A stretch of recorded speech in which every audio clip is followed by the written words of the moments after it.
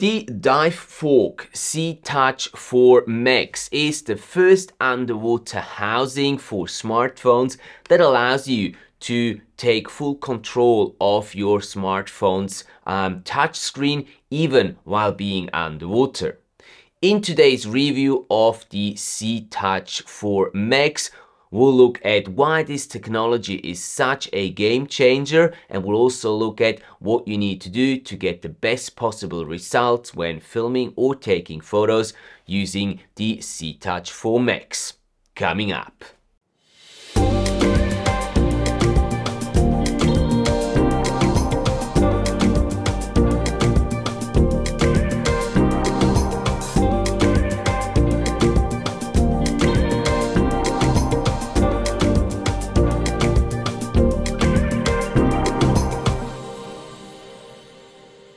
Hi and welcome back to the Underwater Filmmaking School. It's great to see all your smiling faces again for today's product review.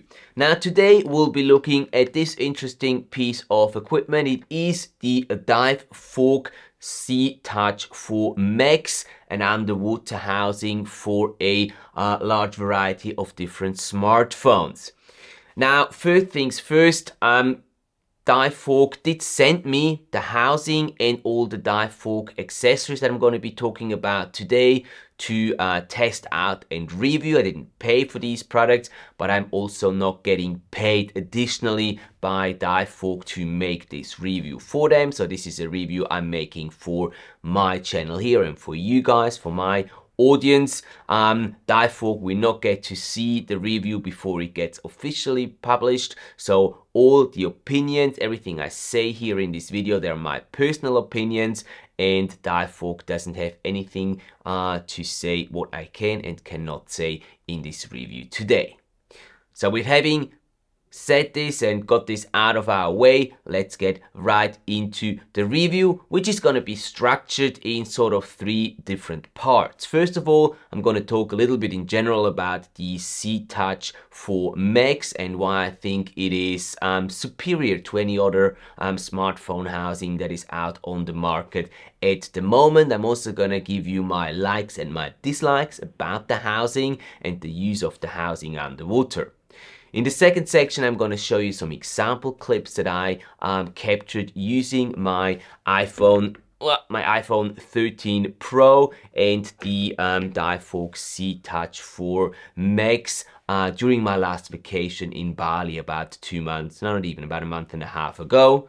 And then in part number 3, I will look with you through some accessories that you can use to pimp your or the base model of the SeaTouch 4 Max into a really nice compact setup that can be used for I would say non-professional and vacational work when we talk about taking photos and filming underwater, and I'll show you how you can just make this into a really nice package that is small, compact, but very, very powerful, obviously depending on the smartphone model that you're using inside the housing.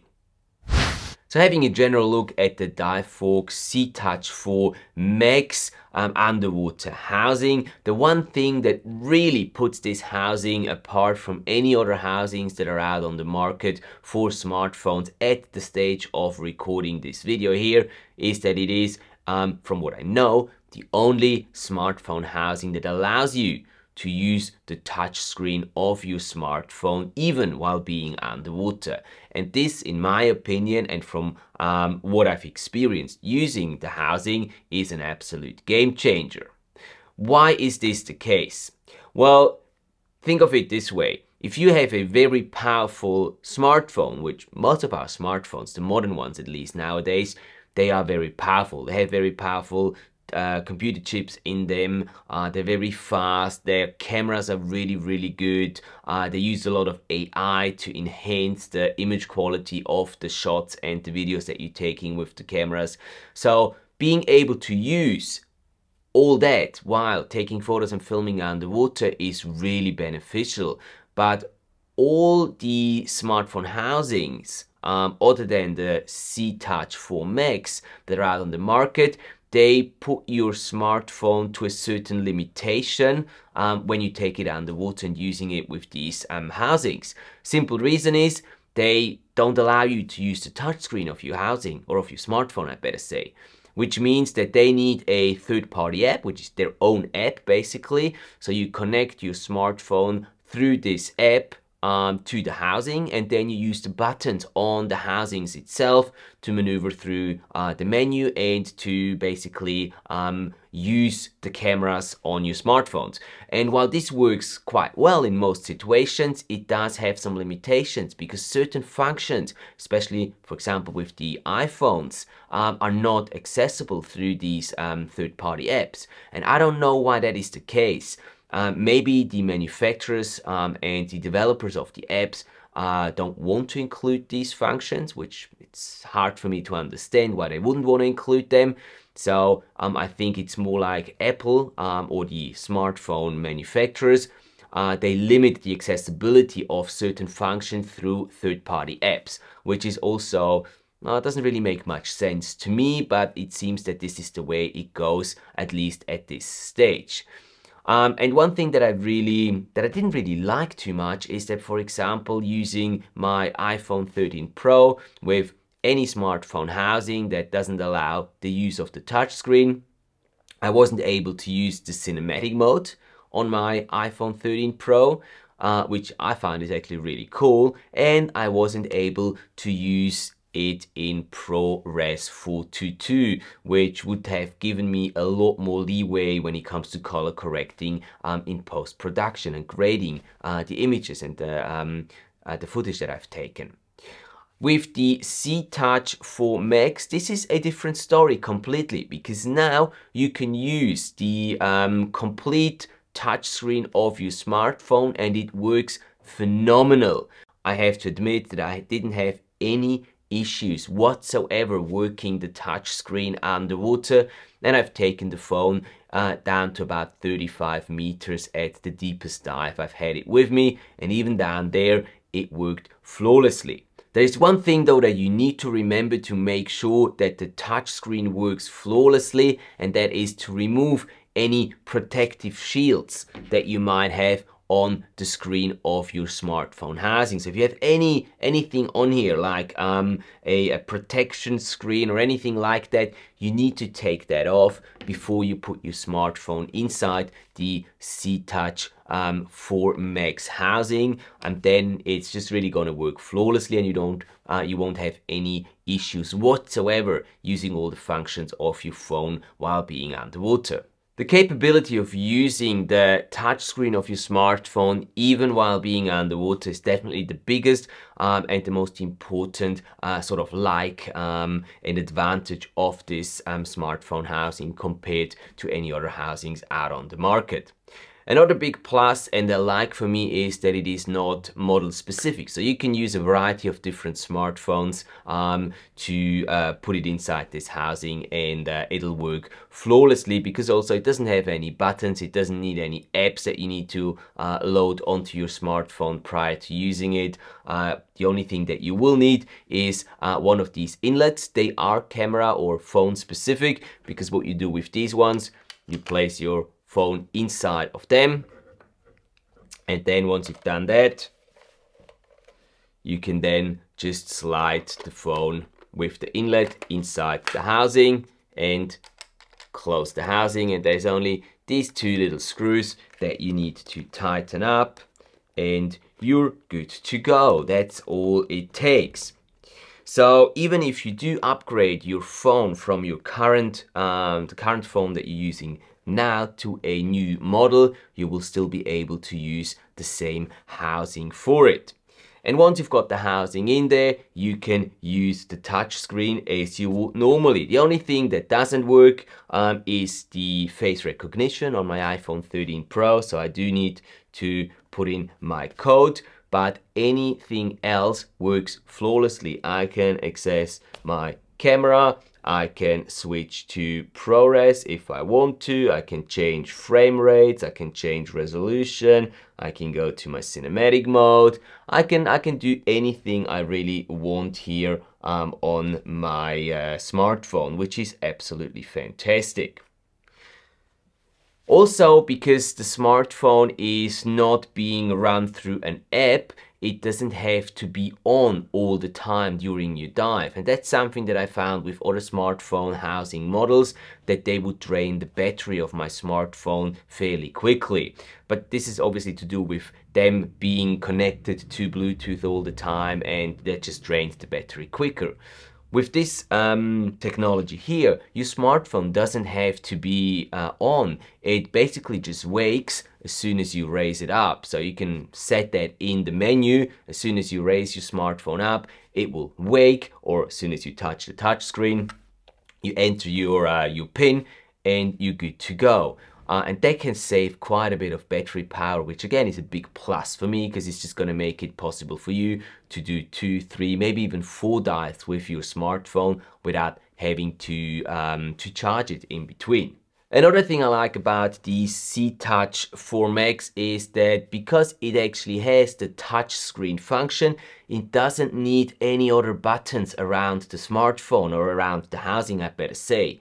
And this might not seem very sort of important, but it means that there is less holes, penetrations on your smartphone housing, which should make the smartphone housing safer. Simply because there is less options for a leakage on the housing. You've really only got that small little opening here at the top where you slide your smartphone inside. That's the only opening that has a potential of leaking, and there's no other potential leaking spots on the housing itself, which again I do like, and I think is an improvement compared to other housings.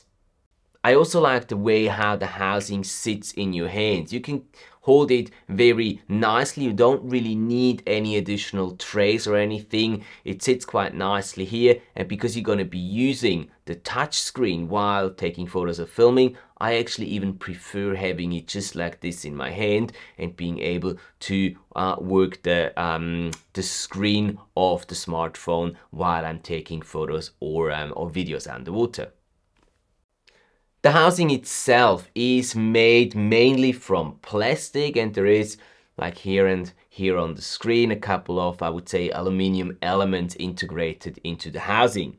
At first, and I have to admit this, when I saw the housing, I was a little skeptical as to how well it was built and how well it would withstand you know, all the rough handling and stuff that it gets when it is taken underwater and being on boats and all that sort of stuff. Up until today, I have done about 40-45 dives using the SeaTouch 4 Max, and as you can see, it still looks pretty new, and I haven't had any problems whatsoever with the housing. It's been a dream to work with. It's always performed absolutely as expected, and I've never had the impression or the fear that I was submitting my phone to some sort of a danger or in a situation that I didn't want to have my phone in. And last but not least, I also want to put the price tag of the SeaTouch 4 Max onto the positive, the plus side of things that we talk about here today. At only $230 roughly, I think that this is a very competitive and a very fair price for such a smartphone housing and the technology that it integrates and what you're actually getting for your money. And now, before we get into the accessories that can make this smartphone housing into a real beast for taking photos and filming underwater, I've got some example clips of my recent trip to Bali that I want to share with you. Enjoy!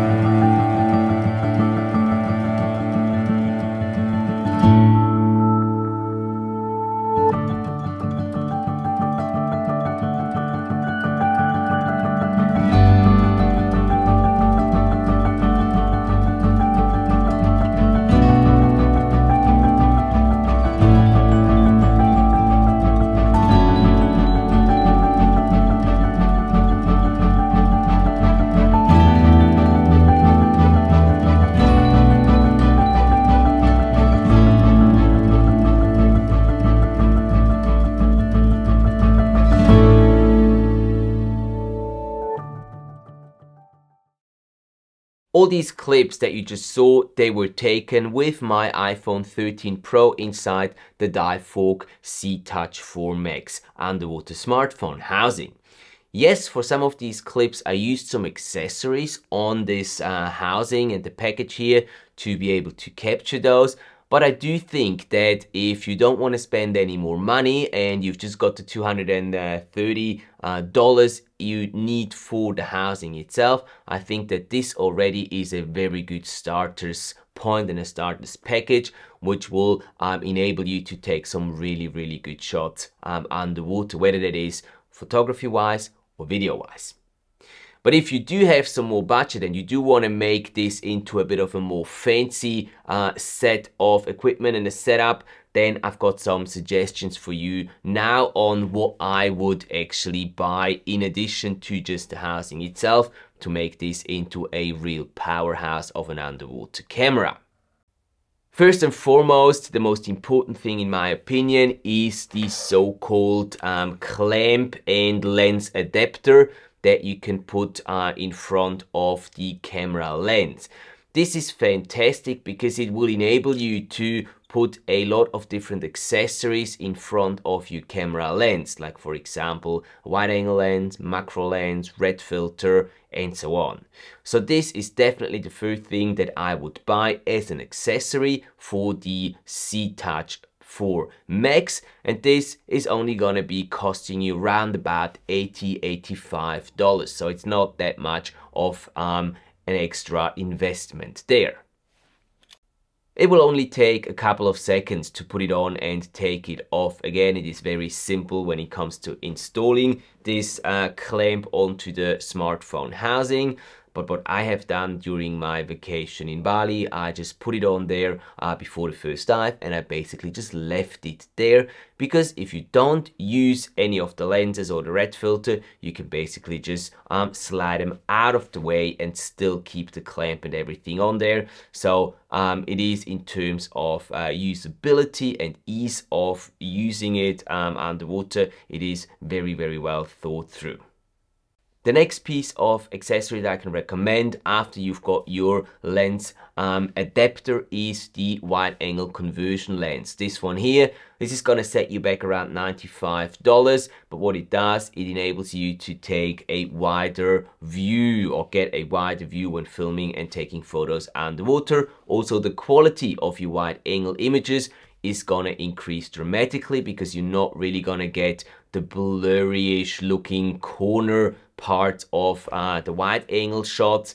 And if you're taking shots of anything linear, for example the polar of a pier that you're filming from underwater, they will actually look linear rather than curved as they do with using the wide angle function of the camera itself when filming and taking photos underwater. Now, the way these filters work is very simply, once you've got your adapter on there, you basically just screw them onto the adapter.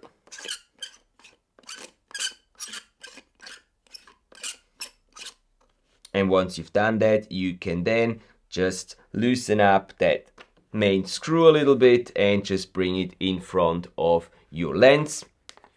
And that's basically it. You've got it positioned perfectly, and you can start filming and taking wide angle photos and videos. Just be careful with the sun hood that is attached to the wide angle conversion lens. Sometimes you have to rotate it a little bit so it doesn't get in the way of your image and it's not visible in the corners of your image there. Now, another piece of accessory and additional equipment that I can recommend is DIVEVOLK's +8 macro lens that can be attached in the same way to the lens adapter and can be used to capture really cool macro shots. Now, the iPhone 13 Pro itself has a really good sort of 3x macro mode integrated into the camera, or the phone, I better say, itself, and that works really well already. But putting the macro lens on top there, you're now able to get closer to your subject, hence minimizing the distance in between the subject and yourself, so most likely going to get a clearer image, and you're also going to be able to show your subject bigger than just using the integrated macro mode on your iPhone 13 Pro or any other phone that has such a mode. Another really useful accessory, maybe even the most important one, is the red filter that DIVEVOLK supplies or offers as an additional purchase, I would better say, with the SeaTouch 4 Max underwater smartphone housing. Now, using this filter is going to make your imagery, specifically when we talk about filming underwater, so much better, especially taking videos anywhere below 5 meters of water. If you're above 5 meters, you don't really need this, even though it's not going to harm. But if you go deeper than that, I would definitely put that on. It's just going to put some extra red color into your image, and the sensor of the iPhone 13 Pro at least can work out very well how much of that red color needs to be added into the image with its automatic white balancing. It actually does a really good job having that red filter on there, and I was surprised. I was doing some tests using the camera with and without the red filter, and I was really surprised how much of a difference it makes when you have the red filter on there when you're filming anywhere deeper than, let's say, 5 meters of water. Also, a good tip is to use the combination of the red filter and the wide angle conversion lens. You can stack them on top of each other. So have the red filter first on the lens adapter and then put the wide angle conversion lens on top of it. And then you can capture wide angle scenes with really natural looking colors, because you're not going to be using any lights for this whatsoever. The scene's just too wide to be able to illuminate it with lights. But you can definitely get a really nice, naturally looking image that way, and that's definitely one of the things that I would recommend you get to capture good wide angle shots. For macro shots, on the other side, you're most of the time, if not every single time, going to be close enough to the object that you can use a light to illuminate the scene and help you get perfect colors. So you don't need the red filter there. You can just use the close-up lens attached to the lens adapter, and then in addition to that, you can use a light that you attach onto a ball mount that you put onto the top of the housing. And the housing itself has a little attachment point right at the top here, where you can just slide in a ball mount and attach it there, and then using a standard clamp you can then attach a light, like for example the Backscatter macro wide 4300 on there, and you have a really cool looking compact setup for macro videography or even photography if you want to. I can recommend the Backscatter macro wide 4300 in combination with such a smartphone housing in any smartphone, really, because I think it is the perfect size and power for such a setup and doesn't blow it up too much, but gives you plenty of creative freedom to work with the light and your smartphone underwater and get the shots that you really want. And last but not least, you can also add a little tripod, like a little gorilla pod like this one, to the bottom of your smartphone housing. You've got some threads down here at the bottom where you can mount the tripod, and then you have a really stable way of capturing some macro videography, some really cool macro shots that way. So these are the accessories that I find very useful with the SeaTouch 4 Max, and these are the exact same accessories and the setup that I used to capture the shots that you've seen previously from my recent vacation trip to Bali. Obviously, and as always, I will put links down in the video description to all the products that we talked about today, to the housing itself, as well as to all the accessories and the third-party products that we looked at in this video and that made up that setup that I introduced to you today. Personally, I think that this is a great setup, also considering the price point of it. Now, not including the price of the cell phone, which most likely you will already have, You're looking at around $1,100 to get the entire setup, the housing, the accessories, the light, and so on.